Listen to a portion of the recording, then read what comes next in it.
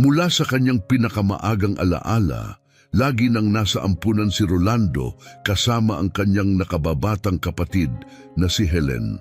Wala siyang alaala sa kanyang mga magulang, ngunit ang mga panaginip ng isang maluwang na tahanan na pinalamutian ng magagandang mga painting at isang malaking puting piano sa sala ay madalas sumagi sa kanyang mga panaginip.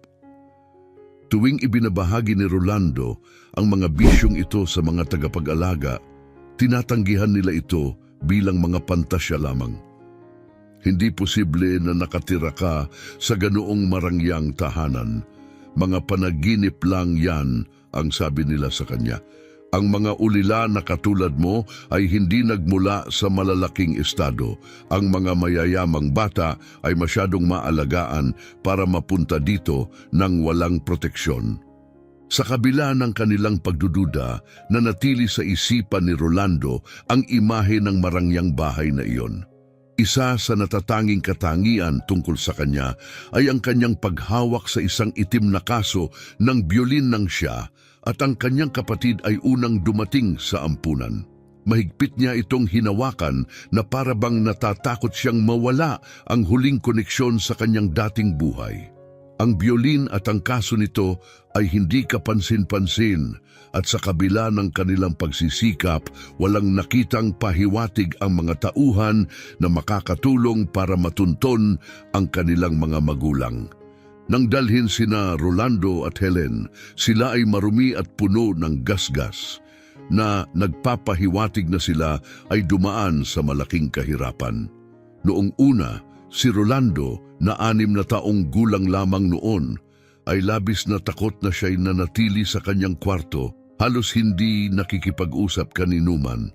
Ilang oras siyang nakaupo sa bintana, tila naghihintay na may susundo sa kanya. Ngunit nang tanungin tungkol sa kanyang mga magulang, wala siyang maisagot. Sinaktan ka ba ng iyong mga magulang? Minsang nagtanong ang isang tagapag-alaga, ngunit umiling lang siya. At ang mga pasa mo, paano mo nakuha ang mga iyon? Patuloy niyang tanong.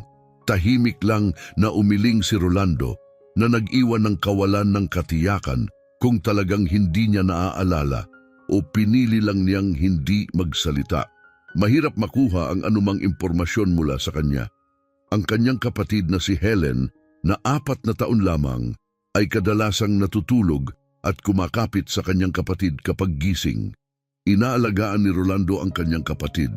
Pinapakain siya at kinukwento ang mga engkantadong kwento na marahil ay minsang kinuwento ng kanilang mga magulang.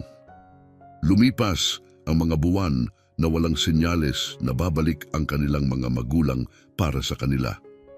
Napamahal na sa mga bata ang mga tagapag-alaga, lalo na kay Rolando na tumutugtog ng kanyang biolin tuwing gabi.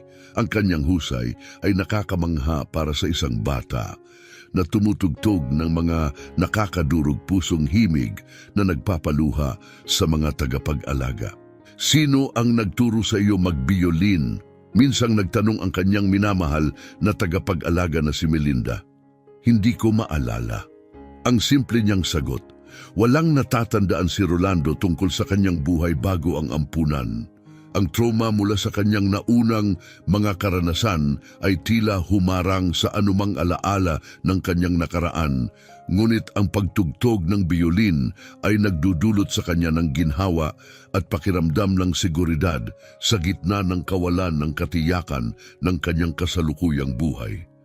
Sa paglipas ng mga taon, si Rolando ay nag-mature at patuloy na pinahusay ang kanyang kasanayan sa pagtugtog ng biolin na ginagawa niya bawat gabi.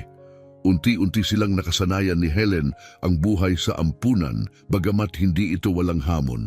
Madalas na nakakaranas si Rolando ng inggit at pangungutya mula sa ibang mga bata na naiinggit sa pagmamahal na natatanggap niya mula sa mga matatanda. Bagamat hindi siya pisikal na sinasaktan, madalas siyang takutin ng iba. Sa kabila ng emosyonal na pasanin, natagpuan ni Rolando ang aliw sa kanyang biolin na nanatiling tapat niyang kasama at pinagkukunan ng ginhawa. Isang insidente gayon paman ang nagtulak kay Rolando sa kanyang hangganan. Nang itago ng isa sa mga bata ang kanyang biolin, sumabog si Rolando sa galit na hindi pa nakikita ng ampunan. Hinagis niya ang mga unan at upuan, naglakad ng mabilis, at sumigaw ng malakas na nagdulot ng takot sa ibang mga bata at nagkahiwa-hiwalay sila. Dali-daling pumunta ang mga staff sa pinangyarihan, nagulat sa kanyang pagsabog. Sa kabila ng kanilang pagsisikap, hindi nila siya mapakalma hanggang sa hingin niya, "Ibalik ninyo ang aking biolin." Noon lang napagtanto ng mga tagapag-alaga ang dahilan ng kanyang pagkabalisa. Inaliw ni Melinda si Rolando habang hinarap ng ibang staff ang mga batang responsable na agad pinagalitan at inutusang ibalik ang biolin. Ang mga bata na ngayon ay takot ay agad na sumunod at wala nang naglakas loob na gambalain si Rolando. Pagkatapos noon, nagpatuloy ang payapang takbo ng buhay, ngunit si Helen na nasa hiwalay na kwarto para sa mga babae ay may sarili ring mga hamon, madalas na inaasar ng iba. Labis itong nagpapabagabag sa kanya at nag-entertain siya ng mga ideya ng pagtakas sa ampunan. Gayunpaman, hindi sinang-ayunan ni Rolando ang kanyang mga plano na tumakas. Sa labas, walang nangangailangan sa atin, paliwanag niya ng praktikal. Mga bata pa lang tayo.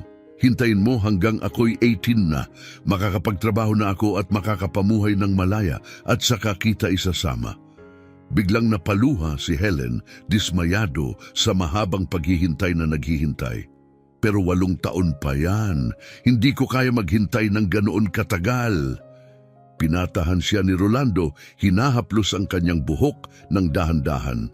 Ayos lang, kailangan mong magpasensya, baka may mag-ampon sa iyong mabait na pamilya sa ngayon. Talaga? Ako lang? Tanong niya ng may pag-aalala. At paano naman ako? Kumibit balikat si Rolando, hindi nagmamaliw ang pag-asa. Hinihintay ko na dumating ang ating tunay na mga magulang para sa atin. Madalas na nagdudulot ng pagluha si Helen na siya namang dahilan upang aliwin siya ni Rolando. Niyayakap siya ng mahigpit at bumubulong, "Ako rin." Ngunit sa kanyang kaloob-looban, mayroong malinaw na pag-unawa si Rolando na malamang hindi nababalik ang kanilang mga magulang. Hindi niya matandaan kung bakit, ngunit sigurado siya tungkol dito. Sa paglipas ng mga taon, lalong naging mahirap para kay Helen ang buhay sa ampunan. Tinutukso siya ng ibang mga babae dahil sa kanyang kulot na buhok, mga pekas sa kanyang ilong at ang kanyang payat na pangangatawan na nagpalalim ng kanyang kalungkutan.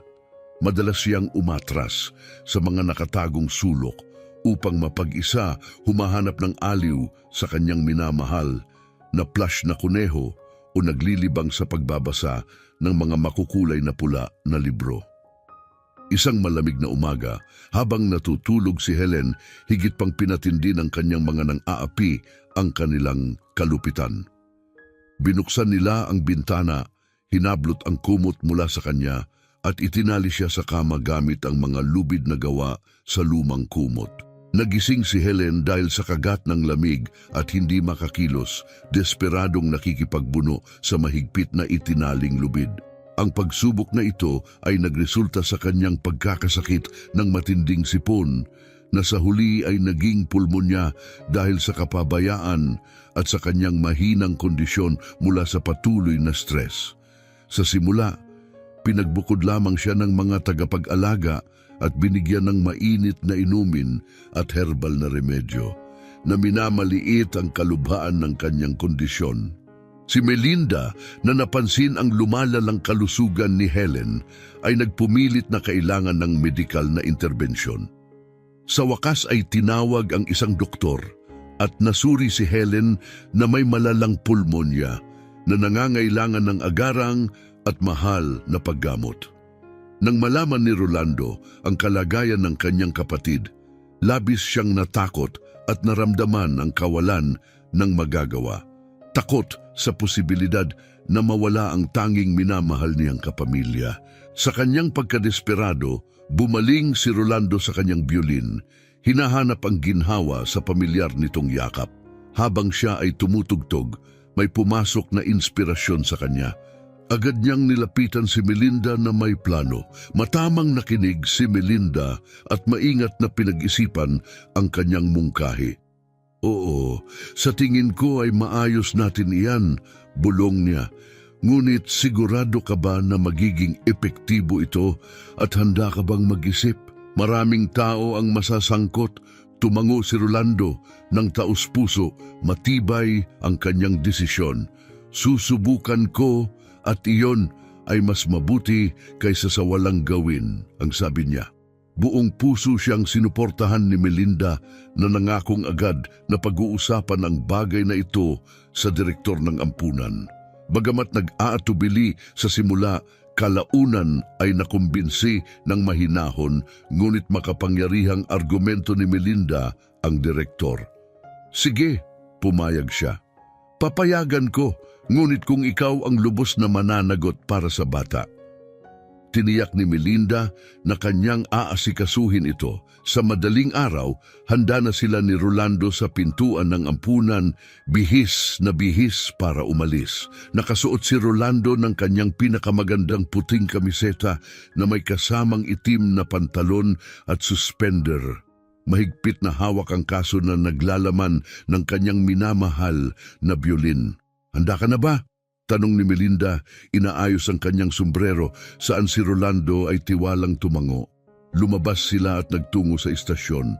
Bagaman ang ampunan ay matatagpuan sa labas ng bayan, maikli lamang ang kanilang lakad.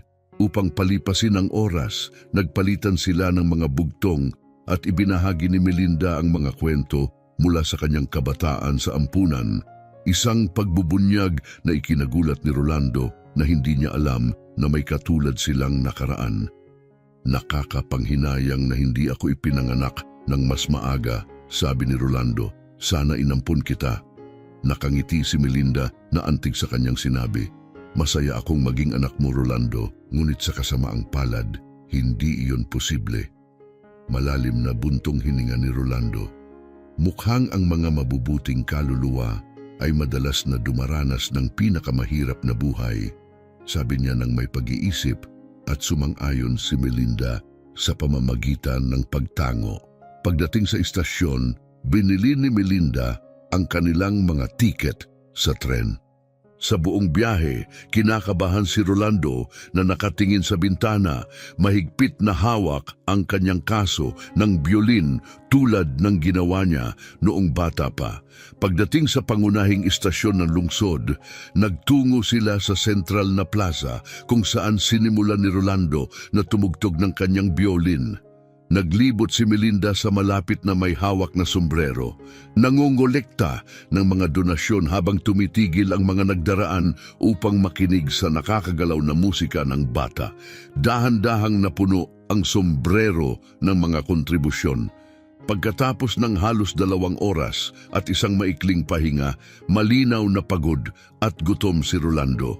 Senyales ni Melinda na oras na upang tapusin na nag-udyok kay Rolando na tumugtog ng isa pang paboritong himig. Ito ay isang malambing, nakapapawi na melodiya na tinugtog ng may malalim na emosyon. Lubos na nakatuon si Rolando sa kanyang pagtugtog at hindi niya napansin ang isang distinggidong lalaki sa kanyang mga edad 40 na huminto at nakinig. Ang lalaki ay may kapansin-pansing kulay, abong guhit sa madilim na buhok, kayumangging balat at bigote na may balbas. Ang kanyang seryosong kulay abong mga mata at kunot na noo ay nagpapahiwatig ng hindi pagkagusto sa pagtatanghal. Pagkatapos lamang matapos ni Rolando ay nakita niya ang lalaki na may bahagyang pakiramdam ng pamilyaridad. Ngunit imposible, nasa ampunan ako buong buhay ko, naisip niya. Saan mo natutunan ang himig na iyan? Biglang tanong ng lalaki. Sino ang nagturo sa iyo? Ang pagharap na ito ay ikinagulat ni Rolando. Maaari ba niyang hindi sinasadyang kinopya ang komposisyon ng iba? Ngunit ang melodiya ay nakaugat sa kanya mula pagkabata at hindi niya matandaan ang pinagmulan nito. Hindi ko matandaan, sagot ni Rolando. Ang kanyang boses ay nanginginig habang hinahanap si Melinda. Mabilis na lumapit si Melinda mula sa kabilang panig ng plaza.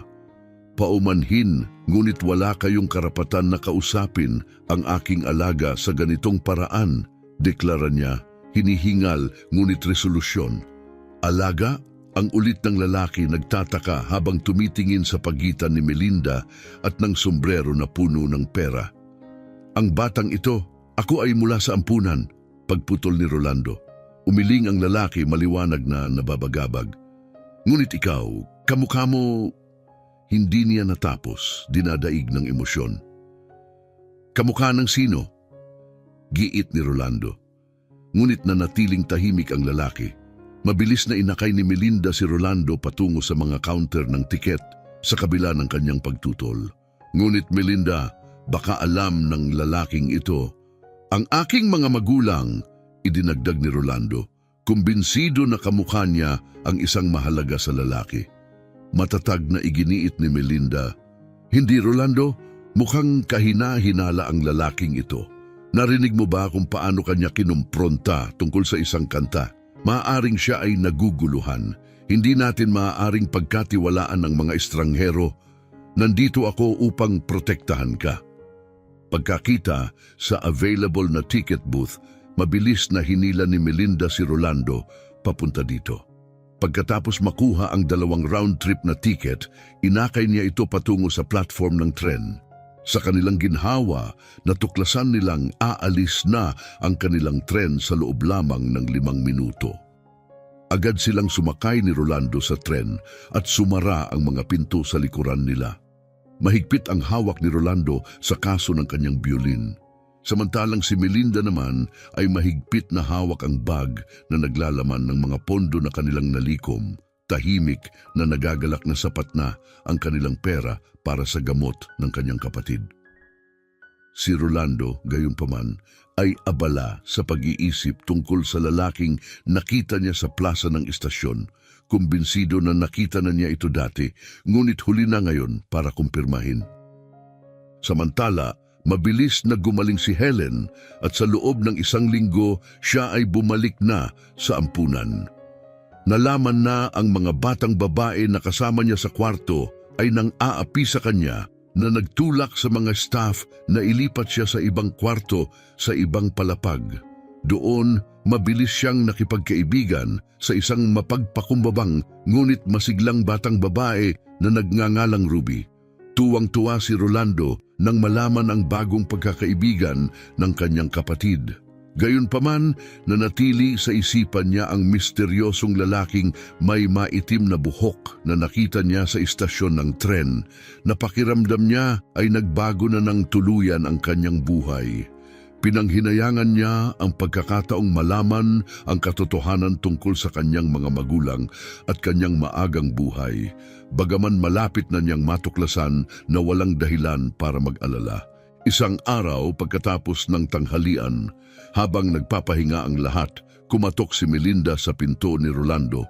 Inanunsyo na nais siyang makita ng headmistress. Nagdulot ito ng kaguluhan sa ibang mga bata na nag-isip kung siya ba ay nagkamali.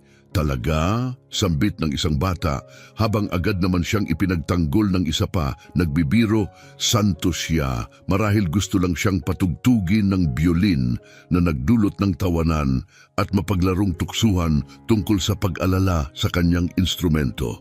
Si Rolando, pinanatili ang kanyang kalmado, ay nagtungo sa opisina ng headmistress. Sinusunod ang payo ni Melinda na huwag pansinin ang iba. Gayunpaman, hindi niya mapigilan ang kanyang kaba tungkol sa hindi inaasahang pagtawag. Pagpasok niya, nagulat si Rolando na hindi lang ang headmistress ang naroon, kundi pati na rin ang mahiwagang Ginoo mula sa istasyon ng tren. Lumaktaw ang kanyang puso habang siya ay umupo sa leather couch, halatang kinakabahan. Natatakot siya sa posibleng mga paratang. Bakit pa kaya bibisita ang nakakatakot na lalaking ito? Gayunpaman, ang kilos ng headmistress ay walang banta. Binati niya si Rolando ng mainit na ngiti at kumikislap ng mga mata. Walang bahid ng pagkabalisa na bumabalot kay Rolando. Rolando, nais kitang ipakilala kay Ginoo Moreno, masayang inihayag ng headmistress. Siya ay isang kilalang musikero at iginagalang na guro ng musika dito sa lungsod. Interesado siyang ampunin ka. Nagulat si Rolando sa balita. Nagpalipat-lipat ang kanyang tingin sa headmistress at sa Ginoo. Isang halo ng sorpresa at hindi makapaniwala sa kanyang mga mata. "Ngunit paano naman ang aking kapatid?" tanong niya. Nanginginig ang boses.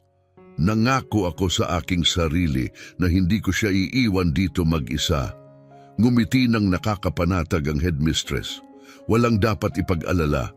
Nag-alok si Ginoo Moreno na ampunin kayong dalawa," paliwanag niya. Lumuwag ang pakiramdam ni Rolando nang marinig niya ang mga salitang ito. Pinag-aralan niya ang seryosong ekspresyon ni Ginoo Moreno. "Ngunit bakit kami?" tanong niya. Sandaling nag-isip si Ginoo Moreno, tila bumabalik sa isang malayong alaala. "Napahanga ako sa iyong pagtugtog ng biolin." Sa wakas ay tugon niya. Bagaman naramdaman ni Rolando na may katotohanan sa kanyang mga salita, nadama rin niyang may mas malalim pang kwento na hindi pa nabubunyag. Isang linggo ang lumipas, si Rolando at Helen, nakasuot ng kanilang pinakamagandang damit, ay nakatayo sa entrada ng ampunan. Bawat isa hawak ang maliit na bag ng kanilang mapagkumbabang ari-arian. Eksaktong 9:00 ng umaga, huminto ang isang kotse, minamaneho ng tsup ng Ginoo Moreno. Magalang niyang binuksan ang pintuan sa likuran para sa kanila at kasanayang isinakay ang kanilang mga bag sa likod bago siya pumuwesto sa manibela. Habang unti-unting nawawala sa tanaw ang ampunan, naramdaman ni Rolando at Helen ang halo-halong excitement at pag-aalala. Hindi sila sigurado sa kung ano ang naghihintay sa kanila. Si Helen, na hindi pa nakikita si Ginoo Moreno, ay nakaramdam ng pagkabalisa batay sa deskripsyon ni Rolando, natatakot sa malamig at hindi maasahang bagong tahanan. Nalulungkot siya sa pag-iwan sa kanyang bagong kaibigan na si Ruby, umaasang baka payagan siya ni Ginoo Moreno na bumisita. Mahigpit na niyakap ang kanyang plush na kuneho, tahimik siyang nagbuntong hininga. Ang biyahe ay tumagal ng mahigit 2 oras at natapos ng marating nila ang mataas na bakod na nakapalibot sa isang malungkot na 2 palapag na mansyon na nakatayo sa gitna ng mga puno na nagbibigay ng nakakatakot na aura. Habang pinagmamasdan nila ang gusaling bato na kulay abo, nanginig si Helen, lumalaki ang kanyang pag-aalala. "Ayoko nang bumaba ng kotse, baka dapat bumalik na lang tayo. At least alam natin ang aasahan doon," bulong niya sa kanyang kapatid. Si Rolando, sinusubukang magpakita ng optimismo, ay sinikap na palakasin ang loob niya sa kabila ng kanyang sariling pagdududa tungkol sa kanilang hinaharap na kaligayahan sa ilalim ng bubong ni Ginoo Moreno. Magkahawak ang kamay. Magkasamang naglakad sina Rolando at Helen patungo sa mansyon. Habang papalapit, bumukas ang pintuan at sinalubong sila ng mayordoma na mainit ang pagtanggap. Pinapasok sila sa sala kung saan agad na naakit ang mga mata ni Rolando sa isang malaking piano na pinaalala sa kanya ang isang nakita niya sa panaginip, ngunit ito ay makintab at itim imbes na puti. Kapwa sila nagmasid, manghang-mangha sa karangyaan na nakapaligid sa kanila, isang bagay na hindi pa nila nararanasan noon. Pagkatapos, inakay sila ng mayordoma sa kanilang mga kwarto. Si Rolando ay binigyan ng maluwang na silid na tanaw ang hardin, samantalang ang mas maliit na kwarto ni Helen ay may tanawin ng kagubatan at malalayong bundok. Ang bawat silid ay maliwanag at kaakit-akit. "Maya-maya lang ay dadalhin ng tsuper ang inyong mga gamit," sabi ng mayordoma sa kanila. "Mag-ayos kayo at pagkatapos ay pumunta sa kusina. May inihanda akong pagkain para sa inyo." Tumango ang mga bata bilang pagkilala. "Nga pala, ako si Ginang Cristina Ako ang bahala sa inyo habang wala si Ginang Moreno, dagdag niya, at ipinakilala ang sarili. Lumapit lang kayo sa akin kung may kailangan kayo. Muling tumango ang mga bata, tahimik na sinisimsim ang kanilang bagong kapaligiran. Si Rolando, bagamat mausisa, ay nag-atubiling itanong ang maraming katanungan na umiikot sa kanyang isipan. Matapos ayusin ang sarili at ilapag ang kanyang biolin sa mesa, nagtungo siya sa kusina, kasunod si Helen na mas mabagal kumilos. Sa kusina, may isa pang batang babae na nakaupo na. Mukhang kaedad ni Rolando o bahagyang mas bata na may tuwid na kulay kastanyas na buhok at bangs at matatalim na kulay abong mata na nagpapaalala kay Ginoo Moreno. Inayos ni Ginang Cristina ang mesa at sinamantala ang pagkakataon upang ipakilala sila. Mga bata, ito si Diana, tunay na anak ni Ginoo Moreno, at si Rolando, ang iyong bagong kapatid, paliwanag niya. Hindi maitago ni Rolando ang kanyang pagkagulat na sambit niya, kaya pala magkapatid tayo. Tumango lamang si Diana, masusing pinagmamasdan si Rolando at inaayos pa ang biglaang pagbabago sa dinamika ng kanyang pamilya. Nang pumasok si Helen, bahagyang lumambot ang ekspresyon ni Diana sa isang halos ngiti na parang nakakita ng potensyal na kaibigan sa kanyang bagong kapatid, ngunit nanatili siyang tahimik. Tahimik silang kumain. Natagpuan ni Rolando na mas masarap ang pagkain ni Ginang Cristina kumpara sa anumang mayroon sila sa ampunan, na ikinatuwa niya, at kahit si Helen ay tinapos ang kanyang pagkain, isang bihirang pangyayari. Si Diana naman nahihirapan, halos hindi nagalaw ang pagkain bago umalis sa mesa. Palagi siyang ganyan, huwag mo siyang pansinin, bulong ni Ginang Cristina matapos umalis si Diana na may bahid ng pag-aalala sa kanyang boses. Hindi siya masyadong nagsasalita mula nang mamatay ang kanyang ina noong 5 taong gulang pa lamang siya. Sa pagkakataong iyon, itinapon niya ang hindi nagalaw na pagkain ni Diana. Nagulat si Rolando sa revelasyong ito. Kakatanungin pa lamang sana ni Helen tungkol kay Diana nang mapuno ng melodyosong tunog ng piano ang hangin mula sa sala. Sino ang tumutugtog? Tanong ni Rolando. Napikt ang kuryosidad. Ang musika ay hindi lamang maganda kundi pamilyar din, isang piraso na kanyang tinugtog sa biolin dati. Si Diana, nagsimula siyang tumugtog ng piano noong 4 na taong gulang pa lamang siya at naging mahusay na biolista, ibinunyag ni Ginang Cristina. Ang ganda naman, bulong ni Rolando ng may paghanga, at tumango si Helen bilang pagsang-ayon. Na intriga, tahimik silang nagtungo sa sala kung saan si Diana ay abala sa pagtugtog, nakapikit habang tinutugtog ang piyesa mula sa memorya. Namangha si Rolando sa kanyang talento at sa dali ng pagkilos ng kanyang mga daliri sa mga tekla. Saglit siyang nanaginip na sumali sa kanya sa isang dueto, ngunit mabilis niyang ibinasura ang ideya, nakaramdam ng agam-agam. Anak siya ng mayamang tao at ako ay isang ulila lamang, malungkot niyang naisip. Pinili nilang hindi magambala. Bumalik sina Helen at Rolando sa kanilang mga kwarto. Kinagabihan, kumatok si Ginang Cristina sa pinto ni Rolando, sinabing nais siyang makita ni Ginoo Moreno sa ibaba. Curious, dala ni Rolando ang kanyang biolin. Natagpuan niya si Ginoo Moreno na nakaupo sa tabi ng bintana sa sala na nagsenyas sa kanya na umupo malapit. Naalala mo ba ang anumang bagay mula sa iyong pagkabata? Mahinahong tanong ni Ginoo Moreno. Umiling si Rolando. Ang ampunan lamang, wala bago doon. At ang taong nagturo sa iyo ng biolin? Tumango si Rolando, malabo ang mga alaala. Naalala ko ang malaking bahay na may mga painting at isang puting grand piano. Dagdag niya ng may pag-aatubili. Kita ni Rolando ang pagigting ni Ginoo Moreno na pumukaw sa kanyang kuryosidad. May koneksyon kaya sa kanyang nakalimutang nakaraan, ngunit bago pa siya makapagtanong pa, nagpakalma si Ginoo Moreno at binago ang paksa. Maaari mo bang tugtugin ang melodiya na iyong tinugtog sa istasyon para sa akin? Tanong niya. Pumayag si Rolando at nagsimulang tumugtog na wala sa musika. Hindi niya napansin na tahimik na pumasok si Diana sa kwarto. Mula sa sulok, mataman siyang pinanood ni Diana, hindi mabasa ang ekspresyon. Nang matapos siya, ipinakilala sila ni Ginoo Moreno ng formal.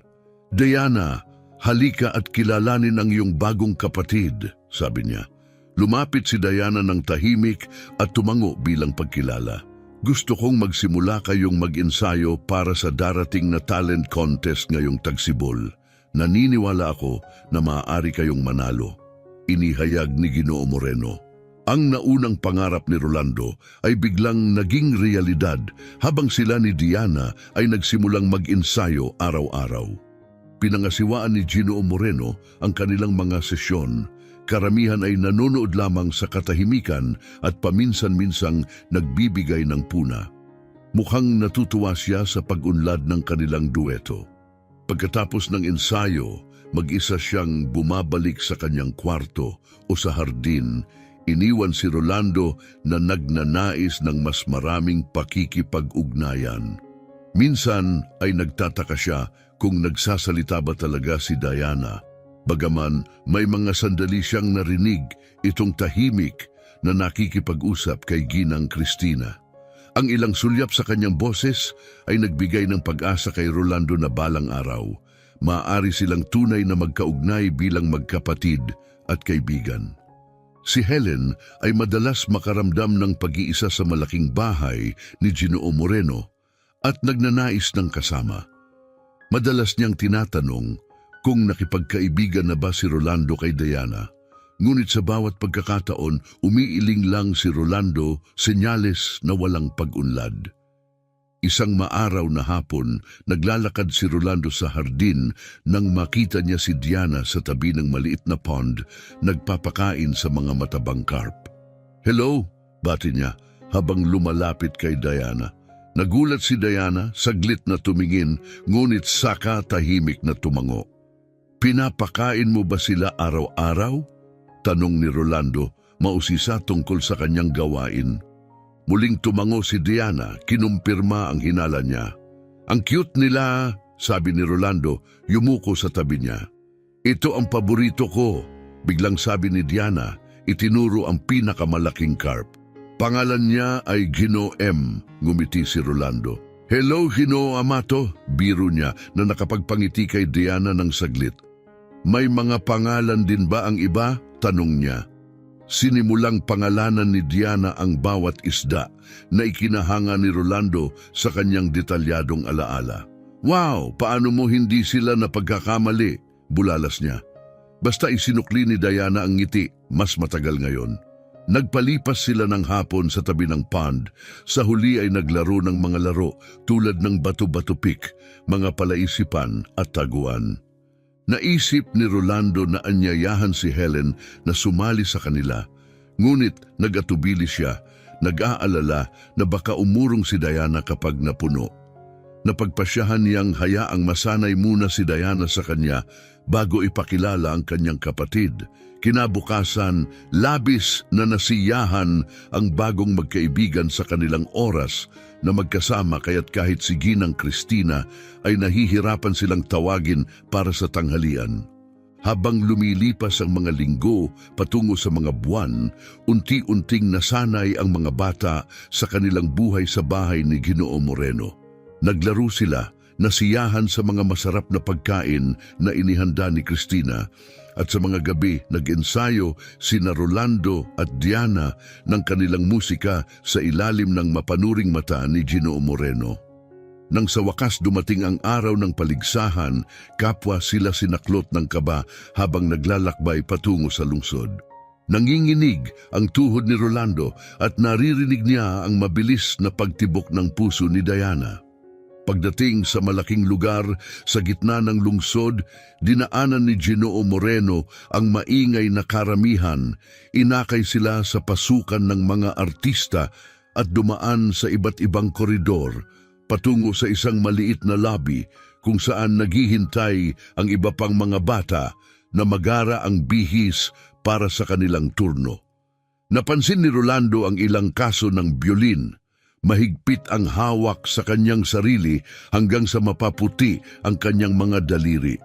Itinuro ni Ginoo Moreno si Rolando sa dressing room ng mga lalaki at dinala si Diana sa katabi nito. Sa loob, tiningnan ni Rolando ang kanyang sarili sa salamin. Inayos ang kanyang maayos na nasuklay na buhok, perpektong sukat na puting kamiseta at bow tie. Huminga siya ng malalim at lumabas upang maghintay kay Diana.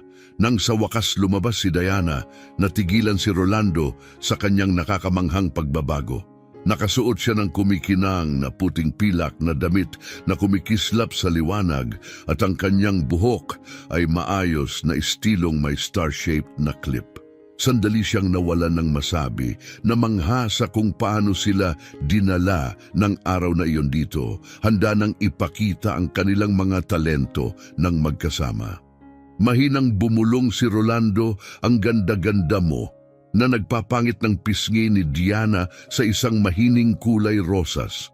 Nang magsimula ang paligsahan, isa-isang tinawag ang mga bata sa entablado habang ang kanilang mga kasamahan ay naghihintay ng kanilang turno sa pasilyo na puno ng kaguluhan at pagbabahagi ng kanilang mga iniisip, pangarap at mga alalahanin. Sa gitna ng ingay, nanatiling tahimik sina Rolando at Diana. Napansin ni Rolando na nanginginig ang mga kamay ni Diana sa kaba. Dahan-dahan niyang hinawakan ang kanyang kamay na nagdulot ng tahimik at nagpapasalamat na tingin mula sa kanya. Pinanatili nila ang nakakaaliw na galaw hanggang sa turno na nilang magtanghal. Pangunahing nagtungo sa entablado, sinalubong si Rolando ng nakasisilaw na liwanag ng mga spotlight na nakaramdam siya ng hindi inaasahang kapanatagan. Ang kanyang mga nakaraang pagtatanghal sa istasyon ng tren ay nagpatibay sa kanyang kumpiyansa. Inihatid niya si Diana sa isang nakamamanghang puting grand piano na nakapwesto sa gitna ng entablado at pumuwesto siya ng bahagyang nasa unahan nito. Di nagtagal, nagsimula ng tumugtog si Rolando kasabay ang walang putol na pagsali ni Diana. Ang pinagsamang mga melodiya ay nakabihag sa mga manonood na dinala sila sa isang mahiwaga at parang kwentong pambata na kaharian. Nalibang sa musika, biglang bumalik sa katotohanan si Rolando nang makaramdam siya ng kakaiba, bagamat hindi niya agad ito natukoy at nagpatuloy sa pagtugtog. Ang dating maayos at magkasuwatong melodiya ay nagambala, parang isang papel na naipit sa drawer. Isang kolektibong buntong hininga ng pagkadismaya ang umalingaw-ngaw sa bulwagan. Tila ang mga tao ay biglang nagising mula sa isang nakakaingganyong panaginip. Kinailangan ng sandali ni Rolando upang mapagtanto na may ilang maling nota si Diana na bihirang mangyari sa kanya. Sa kabila ng pagnanais na lumingon at tingnan siya, itinuloy niya ang pagtugtog hanggang sa matapos ang piraso at malalim na yumuko sa mga manonood. Ang palakpakan na sumunod ay magalang, ngunit kulang sa sigla na inaasahan niya. Pagharap kay Diana, nakita niya itong nakaupo pa rin, nakayuko ang ulo. Lumapit si Rolando, hinawakan ang kanyang kamay at mahinahong pinatitiyak sa kanya. Ayos lang, Sisi, ginawa mo ang lahat ng makakaya mo. Tumango lamang si Diana bilang tugon, matigas ang kanyang mga kilos habang tumayo siya at nagmamadaling yumuko bago mabilis na lumabas sa entablado. Ang kanyang dating malago at mabulaklak na damit ay tila nalanta na rin, sumasalamin sa kanyang nabawasang sigla. Bumalik sa pasilyo, mahina ang boses ni Diana. Pwede bang pumunta na tayo sa kotse? Nagtataka, tanong ni Rolando. Hindi ka ba maghihintay para sa mga resulta ng paligsahan?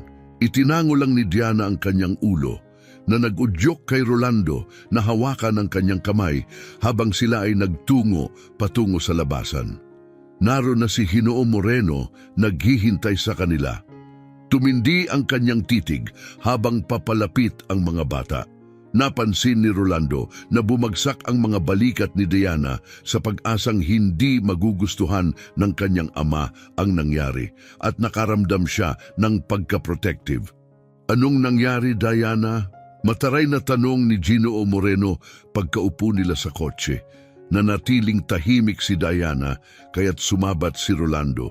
Isang maliit na pagkakamali lang, nangyayari ito sa lahat. Hindi dapat nangyari iyon sa aking anak, sagot ni Ginoo Moreno, walang kapatawaran ng tono. Nag-practice ba tayo gabi-gabi para sa wala? Pero hindi kasalanan ni Diana, kontra ni Rolando, sinisikap na protektahan siya mula sa karagdagang puna. Hindi ko hiningi ang iyong opinyon, mataray na sagot ni Ginoo Moreno, halatang galit. Sa buong palitan, tahimik lang na nakaupo si Diana, lalong umurong sa kanyang upuan at nakatitig sa sahig. Pagdating nila sa bahay, dali-daling tumakbo si Diana sa kanyang kwarto, na nagmarka ng malinaw na pagbabago sa kapaligiran ng bahay. Ngayon, nakatuon na lang si Ginoo Moreno sa pagtatrabaho kasama si Rolando, habang hindi na ginagalaw ang piano ni Diana. Sa hapunan, hindi pinansin ni Ginoo Moreno ang kanyang anak na babae, nakikipag-usap lang kay Rolando at Helen. Lalo pang umurong si Diana, bihirang lumabas ng kanyang kwarto, na labis na ikinabahala ni Rolando. Mukhang nawalan siya ng interes sa lahat ng bagay na dati nilang kinahihiligan. Isang umaga, nagising si Rolando sa mga sigaw. Narinig niya ang nag-aalalang boses ni Cristina, wala na si Diana. Dali-dali siyang pumunta sa kwarto ni Diana at nakita niya sina Ginang Cristina at Ginoo Moreno sa loob. Ang huli ay tulala habang nakatingin sa maayos na kama ni Diana na may pink na bedspread. Dala ng kutob, mabilis na tumakbo si Rolando sa hardin, partikular sa pond kung saan madalas silang mag-usap ni Diana. Paglapit sa pond, narinig niya ang mga lagaslas at nakita si Diana na nagsusumikap sa tubig. Instinctively, tumalon siya para iligtas siya, hindi tiyak sa kanyang kakayahan sa paglangoy. Nagawa niyang iyahon si Diana sa ibabaw bago dumating ang mga matatanda para tumulong. Inilatag nila ang umuubong si Diana sa damuhan kung saan nag-aalalang nakapaligid si Ginoo Moreno. May tumulong luha sa kanyang mata. Magiging maayos na ang lahat ngayon, pagtiyak ni Cristina na halatang naapektuhan ng nangyari. Nakatayo si Helen, umiiyak ng mahina. Mabilis na nakabawi si Diana, binuhay ng bagong atensyon at paghingi ng tawad ng kanyang ama sa pagbibigay prioridad sa kompetisyon kaysa sa kanilang relasyon. Bagaman kalmado, may bakas pa rin ang kalungkutan sa kanyang mga mata. Nanatiling umaasa si Rolando na mawawala ang masakit na mga alaala na magbibigay daan para bumalik sila sa kanilang dating samahan. Isang araw, napuno ng musika ng piano ang bahay na nagpapahiwatig ng emosyonal na paggaling ni Diana. Ikinatuwa ni Rolando ang kanyang pagbabalik sa musika. Alam ang kahalagahan nito para sa kanya. Matagal siyang nasa sala, nakikinig habang tumutugtog si Diana. Ang kanyang ngiti ay nagpapatunay na bumabalik na ang normalidad. Gayunpaman, patuloy na bumabagabag kay Rolando ang mga tanong tungkol sa kanyang at kay Helen na nakaraan. Isang gabi, lumapit siya kay Ginoo Moreno, naabala sa pagbabasa ng libro. May kailangan ka ba?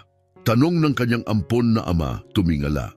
Sa pagtipon ng kanyang lakas ng loob, inihayag ni Rolando ang malalim na pangangailangan na maunawaan ng kanyang pinagmulan. Gusto kong malaman pa ang tungkol sa aking nakaraan. At sa tingin ko may alam ka tungkol dito, seryoso niyang sinabi. Tinanggal ni Ginoo Moreno ang kanyang salamin sa mata, inilapag ito kasabay ng malalim na buntong hininga. Oo, may alam ako, siya'y nagsimula.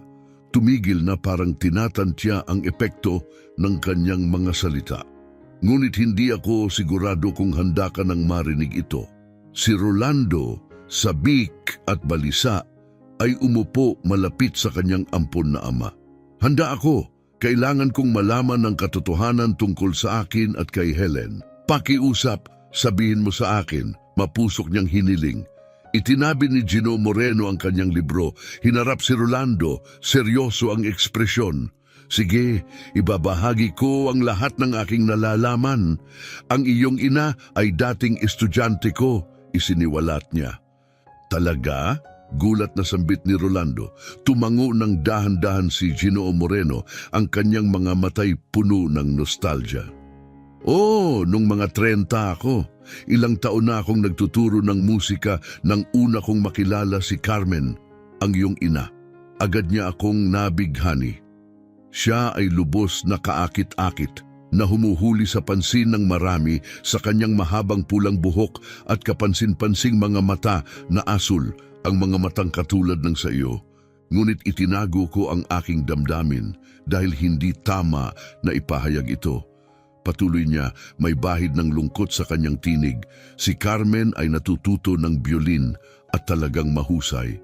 Sa loob ng 1 taon, siya ay nagko-compose na ng kanyang mga piraso, mga nakakabighaning melodiya na lalong nagpalalim ng aking pagtingin sa kanya. Magkasama kami sa mga konsyerto at sa mga biyahe, ngunit palagi niya akong nakikita bilang kanyang guro at kaibigan lang. Pagkatapos, nakilala niya ang lalaking magiging iyong ama. Siya ay isang mayamang patron ng sining, naninirahan sa malaki at masiglang bahay na iyong inilarawan. Ang bahay na iyon, totoo, hindi lang pala ito panaginip. Pagputol ni Rolando, halos pabulong ang boses. Totoo iyon at tama ang iyong naaalala, tiniyak sa kanya ni Ginoo Moreno. Pag-ubo niya, ipinagpatuloy, mahirap para sa akin na makita ang iyong ina at ama na magkasama. Siya'y lumalapit upang bumulong sa kanya. Napagtanto kong may malalim silang pagmamahalan at alam kong hindi ko lugar na manghimasok. Matapos umatras, kalaunan ay pinakasalan ko ang ina ni Diana at nagpakasal din ang iyong mga magulang. Hindi nagtagal, ipinanganak ka at sinimulan ng iyong ina na ituro sa iyo ang biolin. Sa kabila ng mga paunang pagsubok, nagpakita ka ng potensyal sa ilalim ng kanyang mapagpasensyang gabay. Makinig ng mabuti si Rolando, handang-handa sa higit pa. Napakasaya ng iyong mga magulang nang ipanganak si Helen at tila perpekto ang buhay sabi ni Ginoo Moreno, mabigat ang boses sa nalalapit na kalungkutan. Ngunit, nasaan sila ngayon? Ano ang nangyari? Tanong ni Rolando, nanginginig ang boses. Namamatay sila sa isang aksidente sa kotse, mahinang tugon ni Ginoo Moreno. Kayo ni Helen ang tanging nakaligtas. Mukhang ang trauma ng aksidente ay nagbura ng iyong mga alaala sa panahong iyon. Parang umiikot ang kwarto habang pinoproseso ni Rolando ang bigat ng kanyang pagkawala. Mukhang labis na naapektuhan ka ng aksidente na nakalimutan mo ang lahat, dagdag ni Ginoo Moreno ng mahinahon. Naramdaman ni Rolando na may tumulong luha habang lumulubog ang bigat ng kanyang kasaysayan. Inabot ni Ginoo Moreno ang kanyang kamay, nakakomportabling hawak. Lubos akong nagdadalamhati, taos-puso niyang sinabi. Silang dalawa ay kahangahangang mga tao. Patuloy ni Ginoo Moreno, ang kanyang boses ay puno ng init at panghihinayang. Ang pagkawala kay Carmen ay parang pagkawala ng isang bahagi ng aking sarili.